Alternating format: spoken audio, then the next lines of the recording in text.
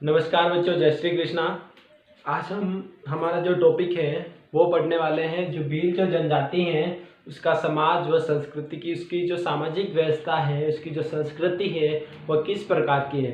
तो आज हम भील जनजाति की सामाजिक जो संरचना है, जो सामाजिक ढांचा है, उस पर हम आज बात करेंगे। तो चलो बच्चों शुरू करते हैं।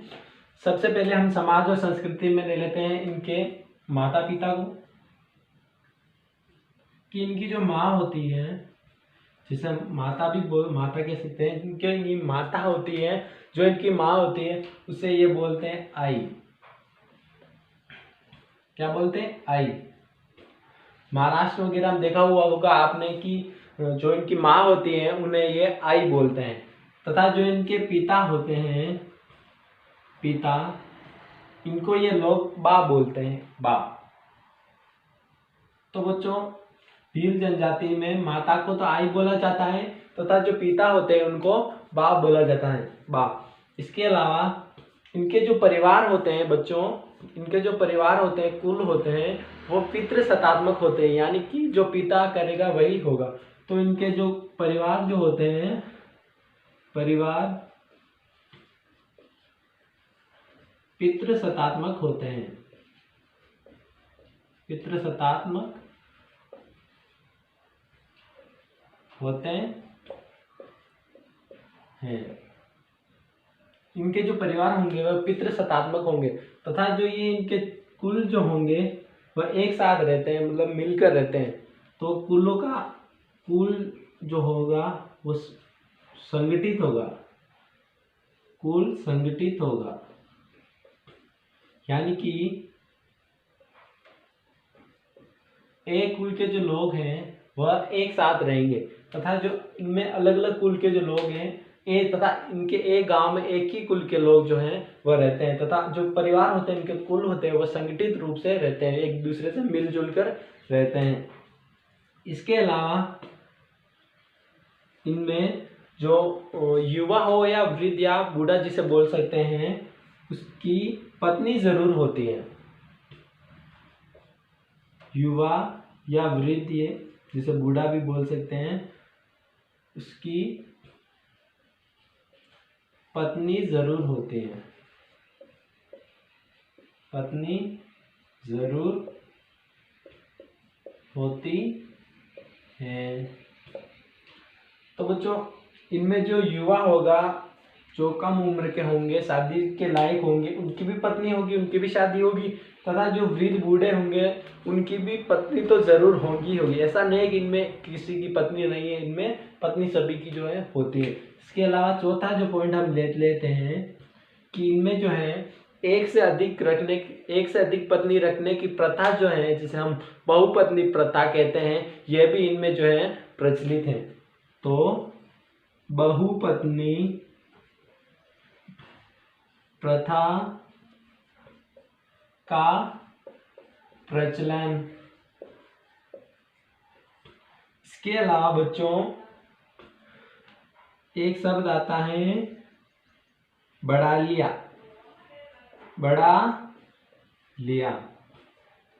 तो बच्चों, आपको एग्जाम में भी पूछा जा सकता है बड़ा लिया क्या है। तो ये बड़ा लिया क्या होता है, जो इनके शादी होती है या जो विवाह जो कराते हैं उनमें जो मध्यस्थ होता है, यानी कि जो इनकी शादी करवाने वाला जो मध्यस्थ होगा, जिसे बिजोलिया भी बोल सकते हैं, उसे क्या बोला जाता है? बड़ा लिया। तो बड़ा लिया क्या है? विवाह करवाने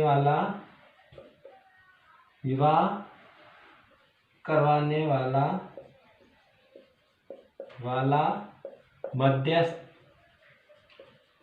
यानी कि जो बीच की जो कड़ी जिसे बोल सकते हैं हम, जो मध्य में रहता है, जो एक पक्ष को दूसरे पक्ष से मिलाता है तथा उनका विवाह जो संपन्न करवाता है, उनको विवाह करवाने वाला जो मध्यस्थ होता है, जिसे बिजोलिया भी बोल सकते हैं हम, उसे क्या कहा जाता है? बड़ा लिया। तो बच्चों, क्वेश्चन आ जाए एग्जाम में कि बड़ा लिया क्या है, तो जो विवाह करवाने वाला जो मध्यस्थ होता है उसे बड़ा लिया बोला जाता है। इसके अलावा इन भील जो जनजाति है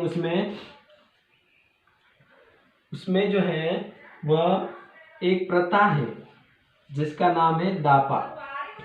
तो बच्चों, आपको पूछा जा सकता है कि दापा क्या है, या क्वेश्चन आ जाए एग्जाम में कि दापा क्या है, तो दापा क्या है, एक प्रकार की प्रथा है जो जिसमें क्या होता है कि जो वर पक्ष होता है उसको कन्या जो होती है उसके पापा को या फिर उस कन्या पक्ष को जो है उसका जो है वो ऋण देना पड़ता है, या फिर उसका कन्या का मूल्य जो है वह देना पड़ता है।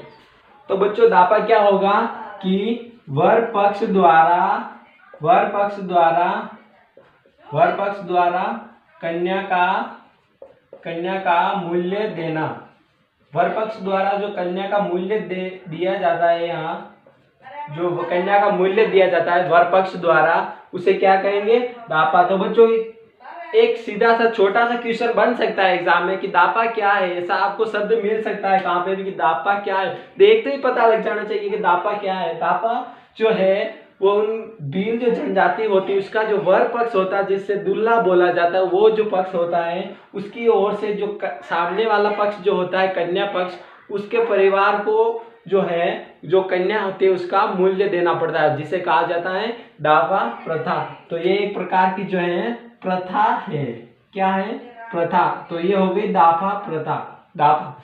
तो बच्चों ये नाम आपको बड़े ही गौर से देखने और याद रखने हैं। इसके अलावा सातवां जो पॉइंट ले लेते हैं हम, वह है जो भील जनजाति होती है उनमें जो विधवा महिलाएं होती हैं, विधवा महिलाएं, उनका भी वापस फिर से जो है विधवा विवाह भी प्रचलित है। तो इनमें जो विधवा महिलाएं होती हैं वह फिर से शादी कर सकती है। तो इनमें विधवा विवाह का भी प्रचलन है। किसका प्रचलन है बच्चों, विधवा विवाह का। तो बच्चों जो भील जो जनजाति है उसमें विधवा विवाह का भी प्रचलन है। उसके बाद आठवां जो हम पॉइंट ले लेते हैं वह बहुत ही अच्छा जो जिसे हम पॉइंट बोल सकते हैं वह है कि जो भील जनजाति होती है उसमें कभी भी एक कुप्रथा है जिसे हम बाल विवाह बोलते हैं, कभी भी बाल विवाह जो है वह नहीं करवाया जाता। तो भील जनजाति में बाल विवाह नहीं करवाया जाता। भील जनजाति एक ऐसी जनजाति है जिसमें कभी भी बाल विवाह जो है वह नहीं करवाया जाता। तो ये एक बहुत ही अच्छी बात है कि जो भील जो जनजाति है उसमें बाल विवाह जो प्रथा है, एक कुप्रथा जिसे हम बोल सकते हैं, बुरी प्रथा है, वह इसमें जो है वह प्रचलन में नहीं है। किसी का भी बाल विवाह जो नहीं करवाएगा जाएगा, शादी की उम्र होने के बाद ही उसका जो है वह विवाह करवाया जाता है।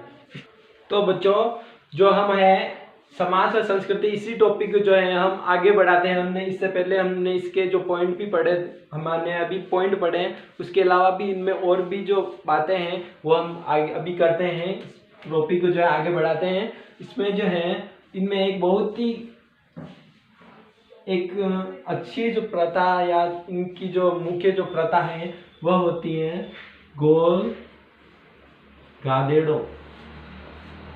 इनमें एक प्रथा प्रचलित है जिसका नाम है गोल गादेड़ो।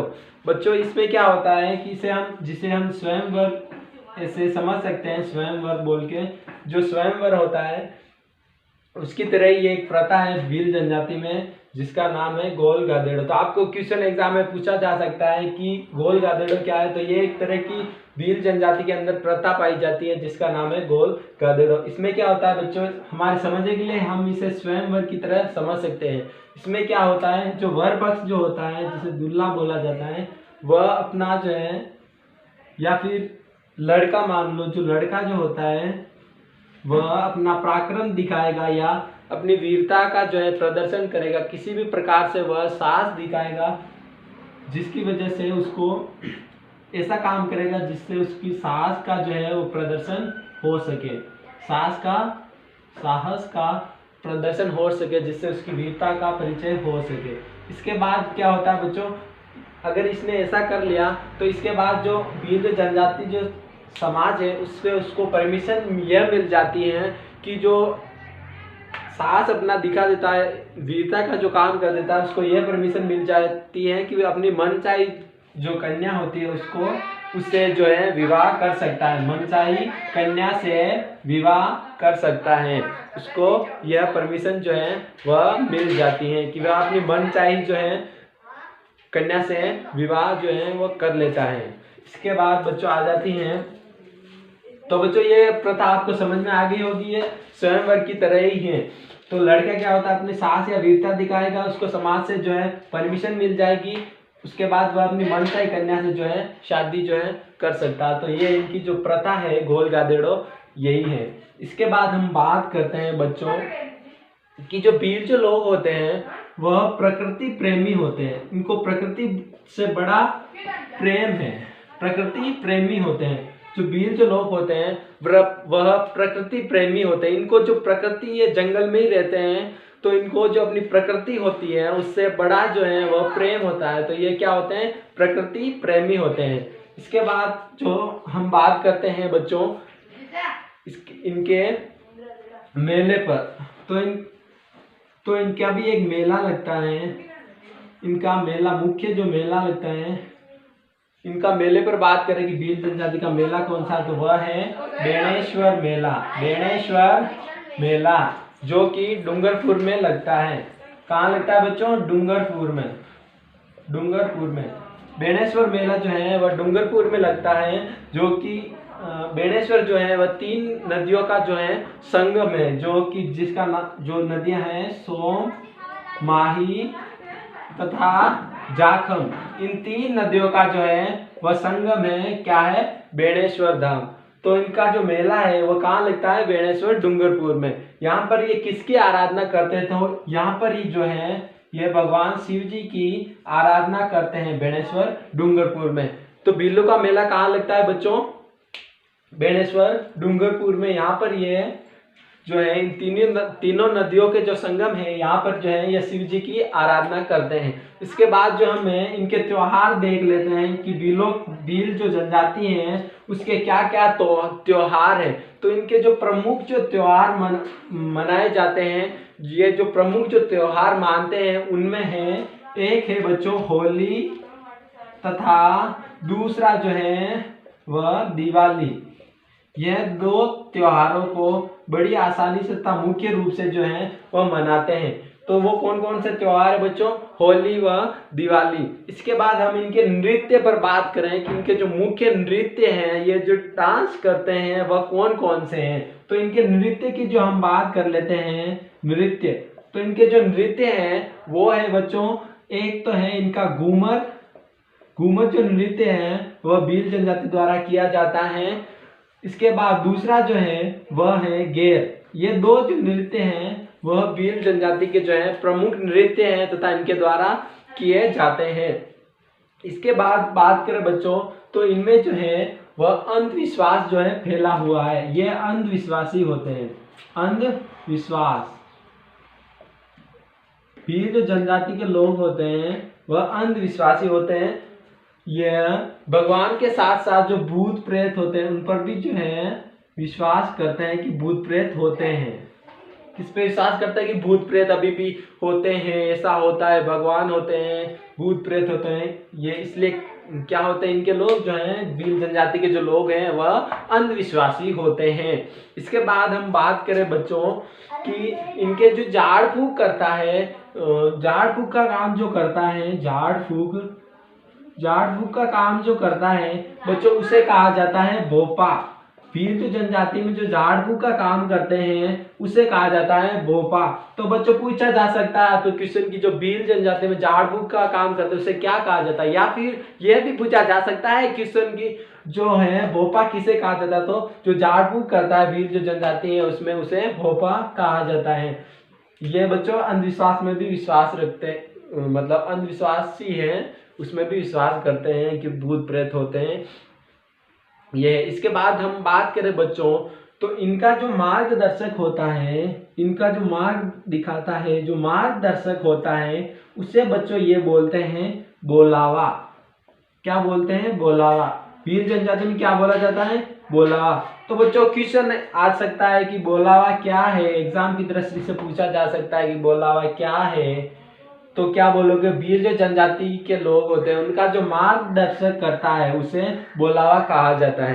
क्या कहा जाता है, बोलावा। इसके बाद जो इनके धार्मिक जो संस्कार होते हैं वो जो बताता है, उनको जो दर्शाता है या फिर इनको जो धार्मिक संस्कार को जो बनाता है, मतलब कि इनको जो धार्मिक संस्कार अपनाने के लिए जो वो विधि जो बताएगा धार्मिक संस्कार के लिए, उसे जो ये बोलते हैं वो होता है भगत, जो धार्मिक संस्कारों को सिखाता है। धार्मिक संस्कार, जो धार्मिक संस्कार को सिखाता है बच्चों, उसे क्या बोला जाता है, भगत। तो बच्चों पूछा जा सकता है भगत क्या है, तो क्या बोलोगे, जो धार्मिक संस्कार को सिखाता है उसे क्या बोलेंगे हम, भगत। तो बच्चों धार्मिक संस्कार जो सिखाता है उसे भगत बोला जाता है। मार्गदर्शक करता है उसे बोलावा बोला जाता है। जो झाड़ फूक करता है उसे जो है बोपा बोला जाता है। इसके बाद एक और अच्छा सा शब्द इनमें प्रचलित है बच्चों, वो जो है इधर ले रहा हूं थोड़ा, वो है पाखरिया। पाखरिया, तो बच्चों जो पाखरिया जो शब्द है वह भी भील जनजाति का ही है। पाखरिया जिसे बोलते हैं, जैसे कोई एक व्यक्ति है जो भील जनजाति का व्यक्ति है और उसने किसी जो सैनिक होते हैं, किसी सैनिक के घोड़े को अगर मार गिराया है तो उस व्यक्ति को क्या बोलेंगे, पाखरिया। पाखरिया जो लोग होता है, व्यक्ति होता है, उसकी समाज में भी इज्जत होती है। तो पाखरिया कौन हो गया बच्चों, जो सैनिक के घोड़े को मार देता है। जो सैनिकों के जो घोड़े होते हैं उसे मार देता है, उसको जो है मार देता है, उसे क्या बोलते हैं, पाखरिया। जो पाखरिया जो होता है उसकी समाज में भी बच्चों जो है इज्जत होती है। तो बच्चों ये थी हमारे भील जनजाति की जो है वो सामान्य सी जो बातें थी, उनकी समाज कैसी है, संस्कृति कैसी है, उसके बारे में जो बातें थी वो हो गई बच्चों। वापस इस पर थोड़ा गौर करते हैं। गोल गाजर प्रथा इनमें प्रचलित है और मैंने आपको बताई दिया। समझने के लिए हम ये शब्द यूज कर सकते हैं कि जैसे स्वयंवर होता है वैसे ही लड़का जो है साहस दिखाता है, उसके बाद उससे समाज में जो परमिशन मिल जाती है, उसके बाद जो मन चाहे अपनी कन्या होती है उससे जो है विवाह कर सकता है, निकाह कर सकता है। उसके बाद जो होते हैं ये प्रकृति जो है बड़े प्रेमी होते हैं, प्रकृति जो है उनसे बड़ा प्यार करते हैं, प्रकृति प्रेमी होते हैं। इनका जो मेला जो है वो बेणेश्वर में लगता है, डूंगरपुर में। ठीक है, ये 3 नदियों का संगम है, आप सभी जानते ही हो। शिव जी की आराधना करते हैं इस मेले में। इसके बाद इनके त्योहार में जो है मुख्य रूप से होली व दिवाली होते हैं। जो धार्मिक संस्कारों को जो सिखाते हैं उसे भगत बोलते हैं, मार्गदर्शक करता है उसे बोलावा बोलते हैं, और झाड़ फूक जो करता है उसे बोपा बोलते हैं। इसके बाद ये अंधविश्वास में भी, अंधविश्वास जो प्रथा है उसका भी इनमें प्रचलन है। ये भूत प्रेत देवी देवताओं में भी विश्वास रखते हैं। इसके बाद इनका जो नृत्य है वह है बच्चों गेर व घूमर। इनमें ये इनके जो प्रमुख नृत्य हैं उनमें से हैं घेर और घूमर। ये नृत्य इनका प्रमुख जो है वो नृत्य है घेर व घूमर। तो बच्चों ये हो गई भील जो जनजाति है उसकी समाज व संस्कृति। तो आपको ये इस पर बहुत ही अच्छा जो है मैंने बता ही दिया है, और आपको आशा है कि आपको समझ में भी आ गया हो और इस पर आप फोकस करें, पढ़ें आराम से। अब हम बात करेंगे इनके अंतिम जो हमारा टॉपिक बचा है भील जो जनजाति का। तो बच्चों अब हम बात करते हैं, हमारा अगला जो टॉपिक है वह है भील जनजाति का आधुनिक संस्कृति के संपर्क में आने से जो इन पर प्रभाव पड़ा है उस पर हम बात करते हैं। तो बच्चों जो जैसे जैसे ये आधुनिक जो संस्कृति थी उसके संपर्क में आए तो इनों में जो है आमूलचूल परिवर्तन देखने को मिलता है। आमूलचूल परिवर्तन जो है देखने को मिलता है इन लोगों में। इनमें जो लोग हैं पहले जो होते थे वो भोले तथा समझदार होते थे, तथा अब जो आधुनिक संस्कृति के संपर्क में आए, आधुनिक संस्कृति के संपर्क में आने के बाद ये लोग चालाक एवं चतुर हो गए, चालाक व चतुर होने लग गए। पहले जो ये लोग होते थे वह भोले भाले होते थे। अब ये आधुनिक जैसे जैसे आधुनिक संस्कृति चलने लगी, इनका विकास होने लगा, वैसे वैसे ये चालाक व चतुर हो गए। तो बच्चों अब जो ये लोग हैं, पहले कमीज धोती वगैरह पहनते थे, कमीज तंग धोती जो पहनते थे, जैसे साफा भी पहनते थे, साफा तंग धोती कमीज पहनते थे पहले, उसके स्थान पर अब ये पैंट शर्ट का भी यूज करने लगे हैं। पैंट व शर्ट ये भी जो है पहनने लगे हैं। पहले ये कमीज साफा तंग धोती वगैरह पहनते थे। अब जो आधुनिक जैसे संस्कृति के जैसे जैसे ये प्रभाव बढ़ रहा है, इनका विकास जो है वह चल रहा है, तो ये पैंट शर्ट भी पहनने लगे।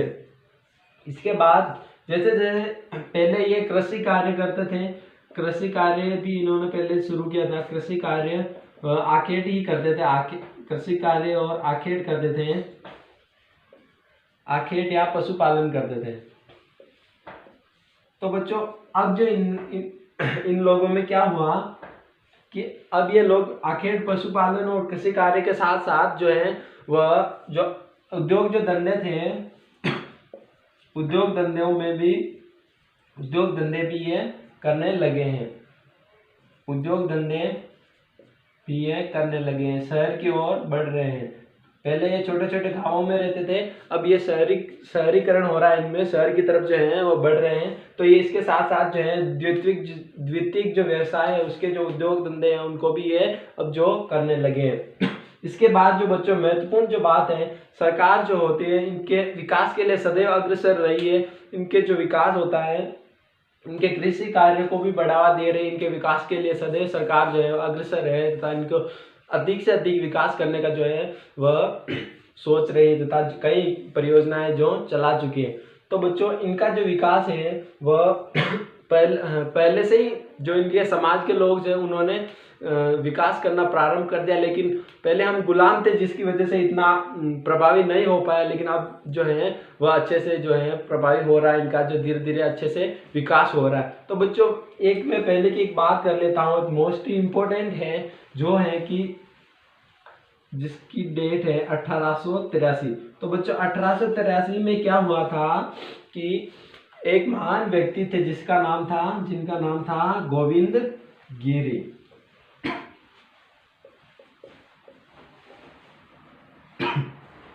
एक महान व्यक्ति थे जिनका नाम था गोविंद गिरी। गोविंद गिरी जी ने क्या किया कि जो भील जो लोग थे उनके जो उत्थान के लिए इन्होंने एक सभा स्थापित की जिसका नाम था संप सभा। ये बच्चों इन्होंने सिरोही में स्थापित की, सिरोही। तो बच्चों भील जो लोग थे उनके उत्थान के लिए गोविंद गिरी जी ने 1883 में सिरोही के अंदर एक संप सभा की स्थापना की, जिसमें इनको जो भील जो लोग थे उसके अंदर संप सभा के अंदर इनको बताया गया कि आपको कैसे जो जीवन है जीना है तथा इनके उत्थान के लिए जो सभा स्थापित की गई है वह है संप सभा। क्वेश्चन पूछा जा सकता है या फिर हमें अपने भविष्य के लिए भी हम याद रख सकते हैं। जैसे हम अभी 10+2 के बाद हम जैसे BSTC PTT किसी की भी तैयारी करते हैं तो उसमें जीके तो आता ही है और भील जनजाति के बारे में हमेशा ही पूछा जा सकता है। तो ये क्वेश्चन आ सकता है, संप सभा की स्थापना किसने की? तो गोविंद गुरु जी ने की। अभी हमारे परीक्षा की दृष्टि से भी हमें याद रखना है, गोविंद गिरी जी ने 1883 में संप सभा की स्थापना की सिरोही में, जिसमें भीलों को जीवन जीने के तरीके तथा उनके उत्थान के विकास के लिए जो प्रयास किए गए जो वो इस सभा के अंदर किए गए थे वह तथा इनकी जो सभा है वह सिरोही के अंदर स्थापित की गई संप सभा। तो बच्चों ये हो गई भील जो जनजाति थी वह आज हमारी खत्म हो गई उसके बारे में। अब हम अगली जो जनजाति है हमारी उसके बारे में बात करेंगे। भील जनजाति हमारी आज से यहीं से खत्म हो चुकी है। अब आपको क्या करना है, इसको जो है अच्छे से रिपीट से वापस एक एक चीज़ देख लेनी है और अच्छे से पढ़ाई करनी है। तो बच्चों आज का लेक्चर हम यही खत्म करते हैं। धन्यवाद।